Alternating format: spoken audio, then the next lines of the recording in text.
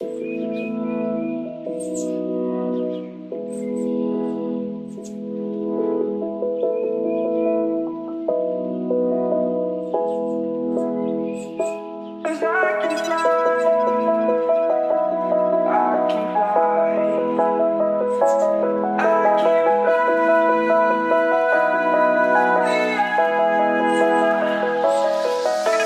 crawling around, searching for higher ground. Can't see in front of me, my enemies. I've tried every possibility, ability to know if I can bleed. If that's what you wanted, you won't get it tonight.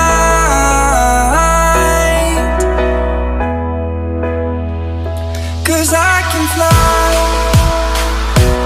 I can fly, I can fly,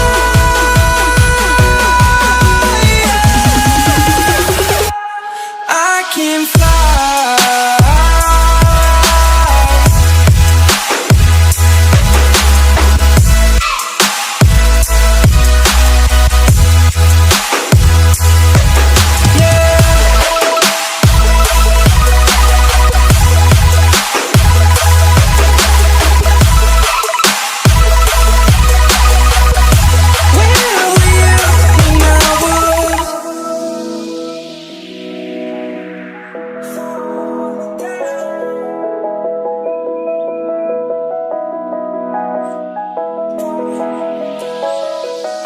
I'm crawling around, searching for higher ground. Can't see in front of me, my enemies. I've tried every possibility, ability to know if I can bleed. If that's what you wanted, you won't get it tonight.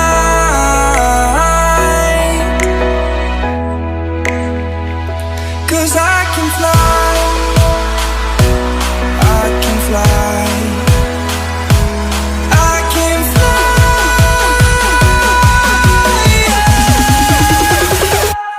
I can fly.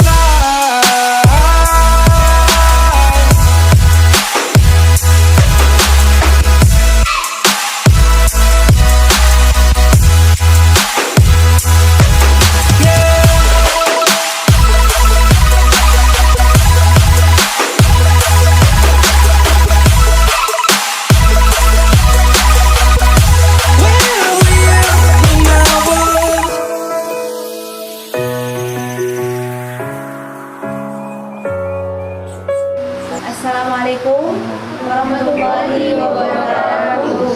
Oke guys, kita mahasiswa dari STKIP BGRI Sumeneb. Kita lagi ada di kediaman Bapak Edi Suhandi Keron. Ingin bertanya seputar kesenian ludruk yang ada di Madura, terutama di bagian Sumeneb ini. Guys, assalamualaikum Bapak Edi sebelumnya. Iya. Saya ingin bertanya, kapan Rukun Karya itu berdiri? Rukun Karya berdirinya tahun 1976 bulan 6. Itu berdirinya Rukun Karya. Pokoknya belakangnya 6 semua. Siapa pendiri Rukun Karya? Pendiri dari Rukun Karya itu bapak saya, Bapak Haji Suharun Keron. Kenapa kok terikut Keron ke saya? Nama saya asli Edi Suhandi Keron. Bapak saya Haji Suharun Keron. Keron itu gelarnya bapak saya. Nah, bapak saya itu pemimpinnya Rukun Karya, tapi pelantara dari mbah atau mertuanya bapak saya, yang itu yang membuat Rukun Karya pertama kali. Nah, bapak saya itu memang seniman ya ludruk lah, segala seniman bapak saya. Jadinya buat atau membuat berdiri sendiri Rukun Karya itu, bukan bantuan dari siapa. memang dari mertuanya bapak saya. Nah, sampai ya sekarang ini Rukun Karya berdiri. Ada yang tanya lagi? Kenapa bisa terjun ke dunia ludruk ini Bapak? Kalau alasan untuk terjun ke dunia, memang dunianya bapak saya itu seniman memang. Makanya untuk para pemuda, generasi penerus, jangan hilangkan masalah seni. Soalnya seni itu pun itu mengangkat budaya-budaya yang ada di negara kita. Jangan sampai dihilangkan. Makanya itu bapak saya itu meneruskan budaya-budaya yang khas Madura, istilahnya seni Madura. Gitu. Untuk sekarang pemerannya ada berapa anggota? Pemerannya Rukun Karya itu ada 65 anggota. Dari Yogo itu dari pemukul dan juga pemain dan juga sama dekorasi dan sama pengangkutnya itu barang. Itu semuanya anggota, 65 anggota. Kayak proses pemilihan perannya itu ditentukan atau gimana Bapak? Apanya maksudnya yang ditentukan? Kayak pemilihan peran ini kalau jadi ini jadi ini gitu. Oh iya. Ditentukan. Memang Apa ini ada schedule sebelumnya? ini ada memang kebetulan saya juga pimpinan, anak saya ini juga wakil dari sutradara. Ini sutradaranya. Kalau untuk peranan sih kita melihat karakter. Tergantung apa ya? Istilahnya itu penyusunan cerita kita. Kita manggung di sini, kita mau bikin cerita ini. Kita lihat dulu alurnya. Juga untuk semua karakter pemain itu harus ditentukan sendiri. Sutradara itu lebih menguasai istilahnya. Saya selaku wakil sutradara itu ya apa ya? Mengasih pengarahan. Yang paling penting itu mengasih pengarahan. Baik dia orangnya antagonis atau protagonis itu sudah dikelola. Jadilah apa ya? Sudah terbiasa lah istilahnya. Dan nyambung, dan juga kalau masalah cerita, kalau ciri khas Madura itu tanpa tag atau tanpa Spontanitas gitu Ya. Bapak.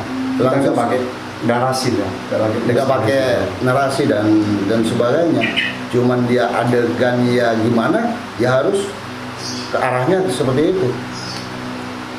Soalnya kebanyakan kalau soal cerita itu di Sumeneb ini kebanyakan cerita-cerita sejarah Sumeneb, cerita sejarah ya baik di luar Sumeneb, Keraton Majapahit, segala macam itu. Itu sudah penentuan dari peran sutradara. Kayak pemain itu pemain tetap atau nanti ada setiap bulan atau tiap tahunnya ganti pemain biar orang lain juga bisa bermain ini loh gini sebenarnya, maksudnya orang lain pemain baru gitu. Apa tetap dari dulu pemainnya itu aja? Kalau soal pemain sih tetap, kalau soal pemain tetap gitu. Cuma ya namanya juga seni, orang itu punya seni, punya karakter masing-masing kan. Ya kalau tergantung orangnya sendiri, kita balik ke orangnya sendiri. Kalau kita masih sanggup untuk melanjutkan berseni istilahnya berkarya lah, ya kita masih tetap lanjut gitu. Kalau kita ya terkadang kan fisik nggak kuat, pengen ya istilahnya pamitan sama kita nggak apa-apa. Ya kalau ada kita itu lebih apa ya, melestarikan ya bagian pemuda-pemuda yang masih anak kecil, bagian penari, kita ajarin itu, kita olah karakternya itu biar dapat. Nanti kalau sudah dewasa istilahnya menguasai, baru kita terjunkan untuk main. Jadi kita olah dulu. Ibaratkan belajar itu nggak langsung ke SMA, dari PAUD, SD, SMP, baru SMA. Ada Dan prosesnya itu. juga. Ada prosesnya Iya. juga. Dan juga untuk kita manggung, sekarang manggung, besoknya manggung, tidak ada latihan, Langsung spontanitas jadi. langsung spontanitas. Soalnya kalau dia masih latihan, keteteran sudah. Soalnya rukun karya dan juga seni-seni yang lain juga seperti rukun karya juga. Jadi jadwalnya sudah full. Jadi kecuali bulan puasa. Kecuali Bulan puasa nggak manggung. nggak manggung.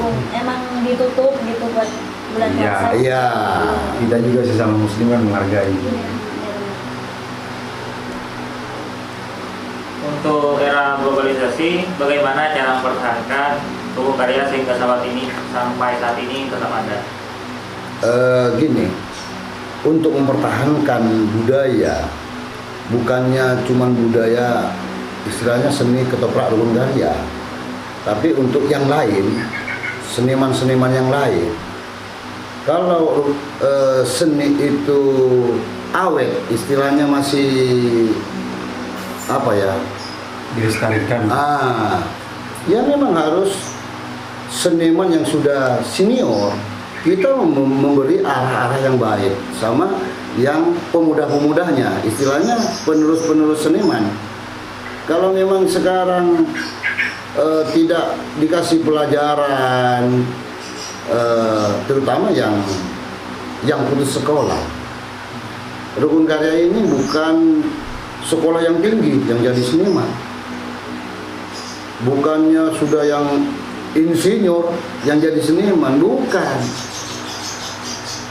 Kadang-kadang orang yang tidak mampu dia kita angkat supaya dia jadi penerus kita, supaya budaya-budaya yang ada di Sumeneb itu tidak punah istilahnya. Tetap Kita dipelajari, dilestarikan ya. tetap ganti, gonta-ganti. Istilahnya ya kalau sudah tua ya kita cuma memberi pengarahan. Buat yang lebih muda. Yang lebih muda. Dalam artian kita itu sebagai seniman ketoprak rukun karya itu tontonan yang menjadi tuntunan. Tuntunan. Gitu. Jadi kalau untuk anak-anak muda sekarang kan kebanyakan tidak tahu bagaimana asal mula istilahnya asal mula Sumeneb, bagaimana asal mula Keraton Majapahit, sejarah-sejarah. Sekarang kebanyakan kan anak muda ya kurang begitu paham. Kadang-kadang ya ada lagi juga, saya herannya juga sama pemuda-muda sekarang. Kalau orang ini ada berlogat kayak gini, wah nggak level, istilahnya. Gengsi. Karena Itu sudah bukan kayak gitu. Karena sudah ada modern. Berat memang. Berat. Kalau untuk mempertahankan di era globalisasi ini memang berat. Tapi lah kita sudah dari dulu melestarikan budaya ini, jadi kita harus tetap lanjut. Siap tidak siap, mau tidak mau kita harus tetap berjuang. Tetap semangat melestarikan budaya. Soalnya apa ya? Nanti kita oke lah kalau di sini kita memang tersohor terkenal. Untuk para wisatawan pendatang baik dari luar ingin melihatlah istilahnya Sumeneb, ada apa di Sumeneb? Sumeneb ini punya budaya seperti ya contohnya kan kerapan sapi sudah melekat istilahnya di Madura. Juga di sini ada kesenian ketoprak rukun karya. Bagaimana? Sampai kan dulu tahun berapa itu? Tahun 2010 yang ke Bali. Ke Bali. 2010. Ada apa ya? Kita manggung ke Bali. Ke Bali. Saya tahun berapa ini ke Jakarta?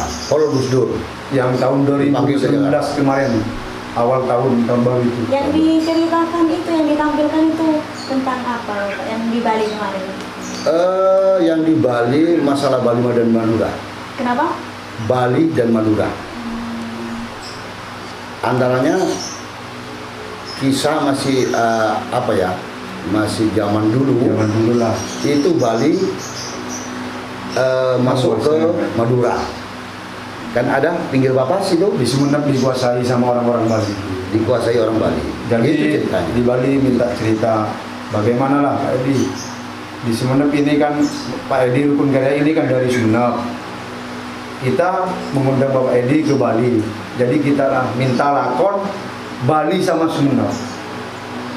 ceritanya gimana sampai gitu. Kayak di Jakarta kemarin, kita yang ke Jakarta itu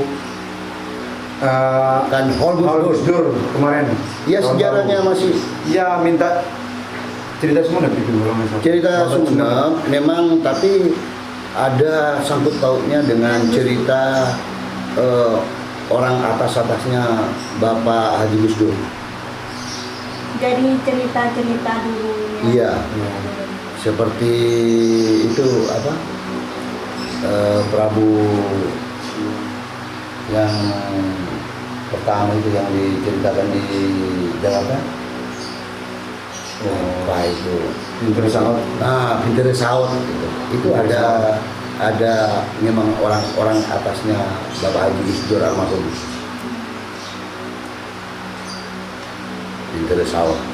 Bapak tahu persis gitu ceritanya Pinter Saud itu. Oh iya kan ada anunya kan, ada sejarahnya. Ada memang. Kalau bukunya. untuk sama persisnya ya Ya nggak mungkin. 100% persis. Ada yang melencengnya sedikit memang.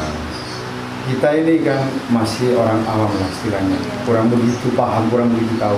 Cuma kalau untuk alur cerita ya begini, kalau untuk cerita asli sama untuk diolah lagi ke dunia seni ketoprak itu beda lagi, kita olah lagi. Bagaimana enaknya? Soalnya kalau mengikuti sejarah aslinya, mungkin waktu kita tidak cukup, 1 malam itu tidak cukup. Soalnya sejarah itu ya Panjang banget. Panjang banget. Cuman diambil pokok-pokoknya aja. Kayak waktu pas nampil tuh diambil pokok. ya. Iya. Ada yang mau tanya lagi?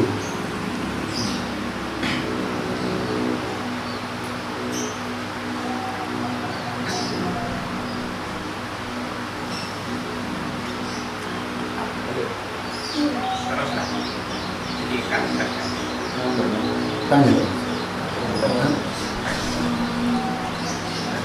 Tanya. Berarti kesenian ketoprak ini bukan cuma dikenal di Sumenep ya Pak, tapi di luar Jawa juga ini ya. Iya.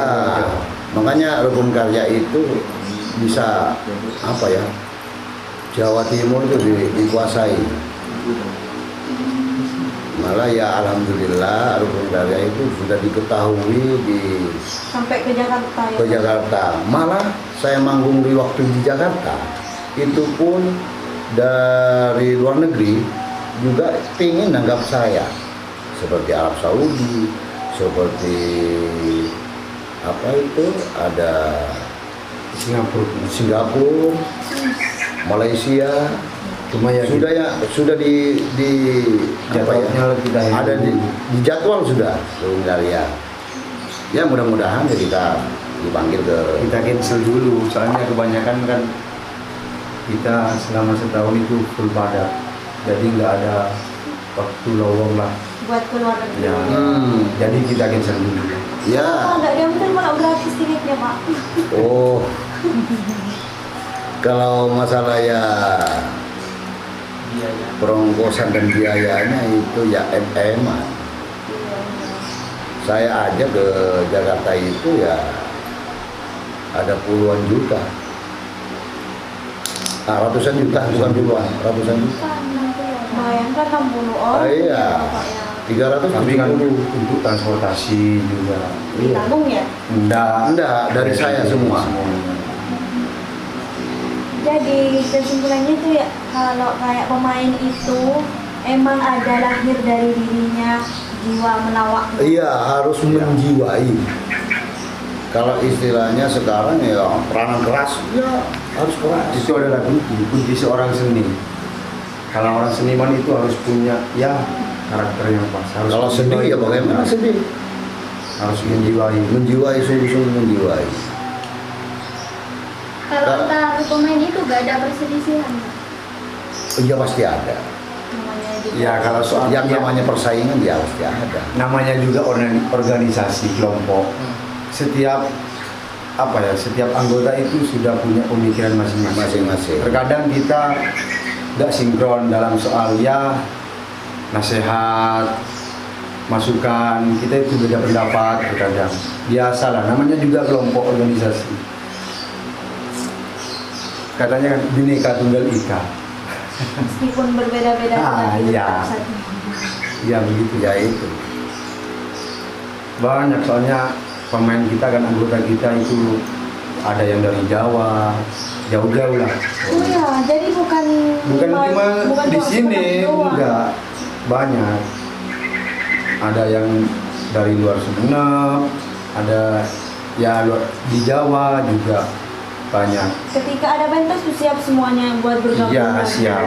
Iya. Meskipun ada kesibukan pribadi, ditinggal gitu ya. Iya. Harus itu berarti kalau kita hari ini mau nampil ke ini, Iya. kamu harus 60 itu harus gini. Soalnya rukun karya itu pun bukan apa ya, sudah diketahui sama banyak orang. Kalau pemainnya sekarang nggak ada satu, sudah diketahui. Mana yang namanya Edi, mana yang namanya Gani, mana yang namanya itu. Sudah kenal satu persatu. Sudah terkenal. personil ya, Bapak. Seni itu harus punya tanggung jawab. Tanggung jawab. Untuk harga, berapa patokan harga untuk mengundang rukun karya? Untuk patokan harga itu tidak ada keputusan sekarang misalnya 10 juta, nggak ada. Soalnya transport tambah tinggi, kita tinggi. Tergantung wilayah jadi ya Bapak. Tergantung jarak jauhnya. Jarak yang kita tempuh. Ah, Kalau kita manggung ke pulau lah, kita biasanya kan manggung ke Pulau Sepudi, Pulau Giliang, Raas. Jadi kita kalkulasi sendiri. Perahu dari sini berapa ke sana. Untuk umpama apa ya? Seumpamanya itu 1 orang. Ini 65 orang. Juga bawa barang. Iya, peralatan. Jadi kita kalkulasi gitu. nah, gitu.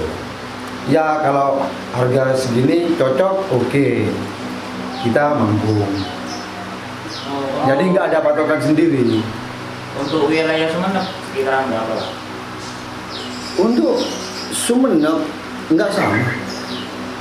Soalnya Tanjung Sumeneb, Kepora Sumeneb, iya.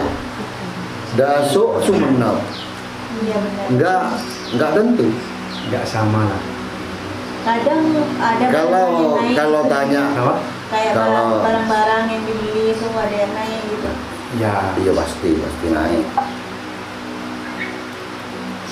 Jadi kesepakatan kayak honor itu di awal ya Bapak ya. Iya. Dipikir-pikir dulu baru bayar kayak yang orang yang mau undang. Iya, pakai DP dulu. Kalau sudah jadi DP langsung Habis manggung ya kita bayar bayar. untuk semua anggota. Untuk jadwal tahun ini udah pada Pada 2002 pada Alhamdulillah 2001 sampai pada. 2023 ini masih tetap lanjut. Ya semoga ke belakangnya ini tetap berlanjut lah. Kita melestarikan kebudayaan di Sumeneb ini. Semoga tidak ada halangan, tetap berlanjut. Ya mudah-mudahan Sumeneb tambah meningkat. Terus kalau bahasa itu menurut alur cerita apa ditentukan Pak?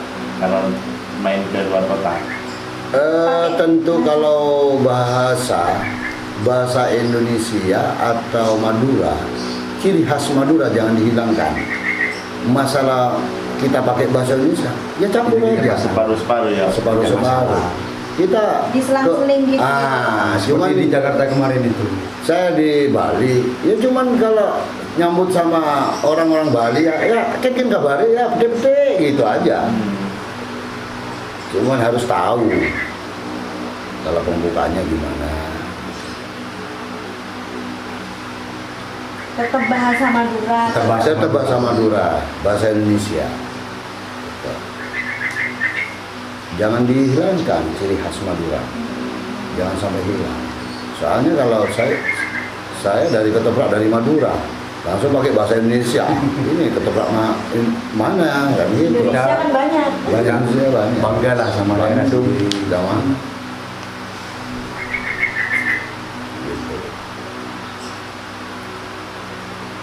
Ya untuk mahasiswa dari STKIP Sumeneb,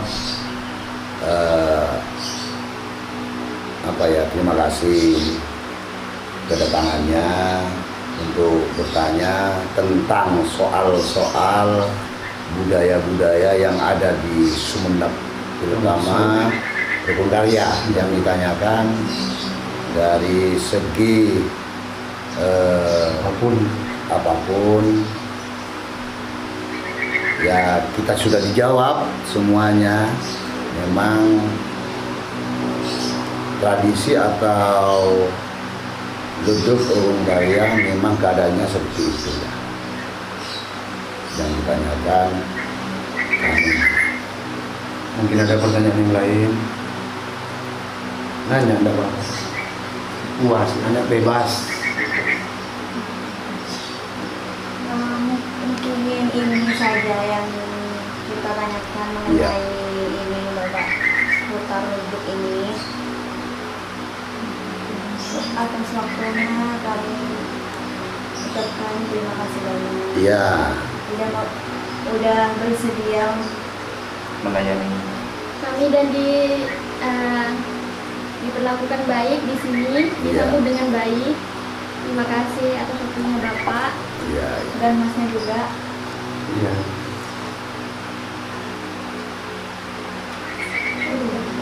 Nah, ada soal terakhir ya. Oh. Buat anak muda sekarang. Iya. Nah, agar tetap ludruk ini terlestari sampai nantinya. Menurut Bapak gimana?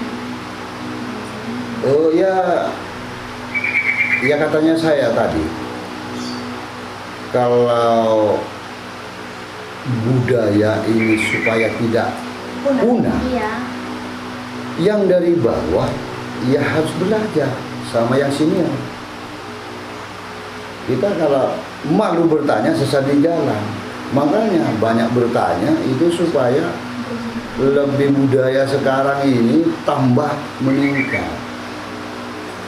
Kan tidak hilang sepertinya tari muang sangkal kalau ada dari luar negeri misalnya pendatang. Kita kalau Sumeneb itu istilahnya kan sekarang apa? Diiringi dengan tari muang sangkal. Iya, tarian Ya. khasnya. Itu ciri khas Madura.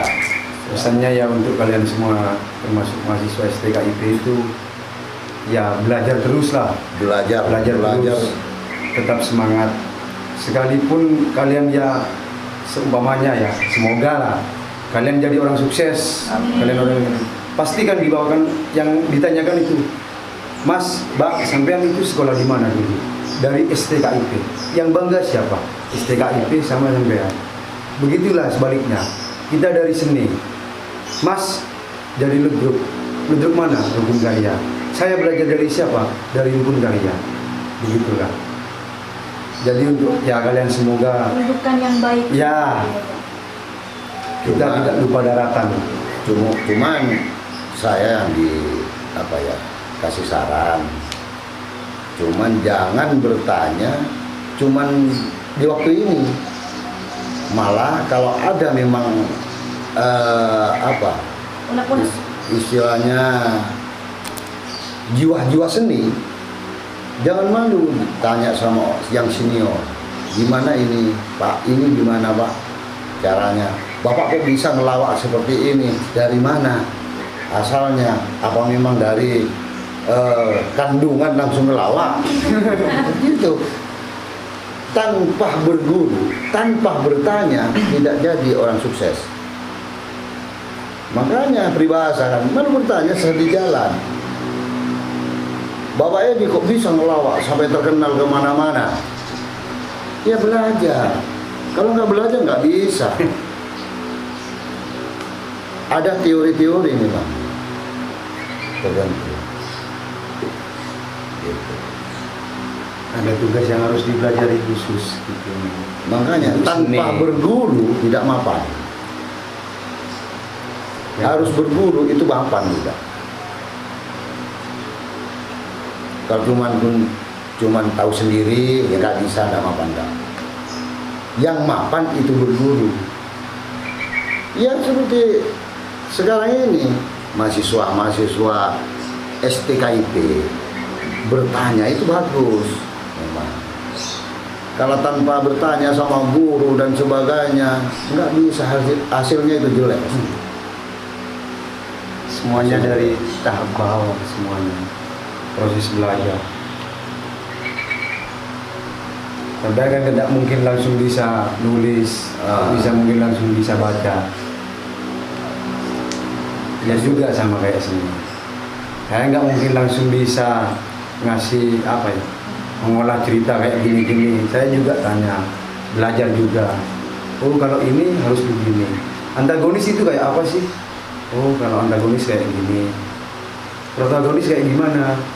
Penjiwaannya kayak gimana? Karakternya harus bagaimana? Kayak gitu. Lawakan juga itu penting. Lawakan itu gimana? Orang itu harus bisa tertawa. Berat itu tugasnya itu. Tugasnya pelawak itu tuntutan. Berat itu tugas. Berat. Harus gimana caranya bikin penonton itu tertawa? Nah, iya. Harus ketawa. Masa kamu nonton lawakan Coba itu dulu main Bapak, berat? bikin kita ketawa. Kalau ketawa, Pak ketawa denganlah.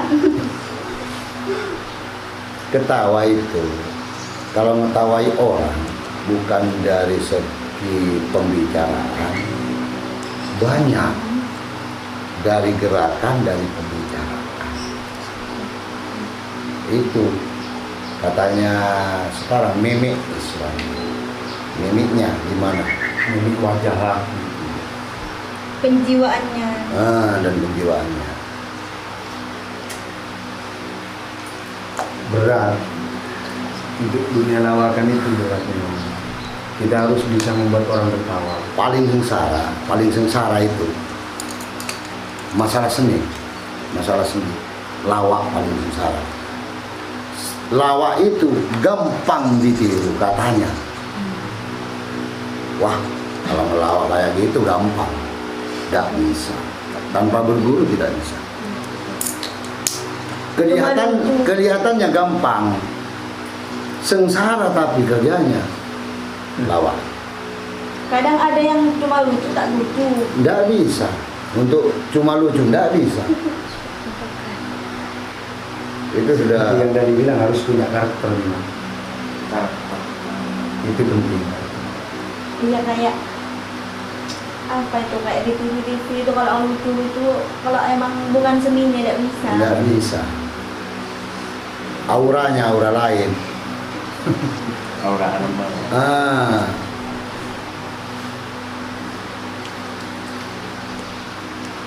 Ya kalau masih ada yang mau tanya, ini nggak apa-apa. Nanya sebosnya nggak apa-apa. Nggak apa-apa. Mungkin cukup ada Bapak Iya. pertanyaan dari kita. Assalamualaikum warahmatullahi wabarakatuh. Oke, saya ucapkan terima kasih banyak sebelumnya buat Bapak Edi Suhandi Keron, pimpinan dari Rukun Karya, sudah bersedia Meluangkan waktunya. untuk kita bertanya-tanya tentang seputar bentuk ini. Terima kasih banyak Bapak.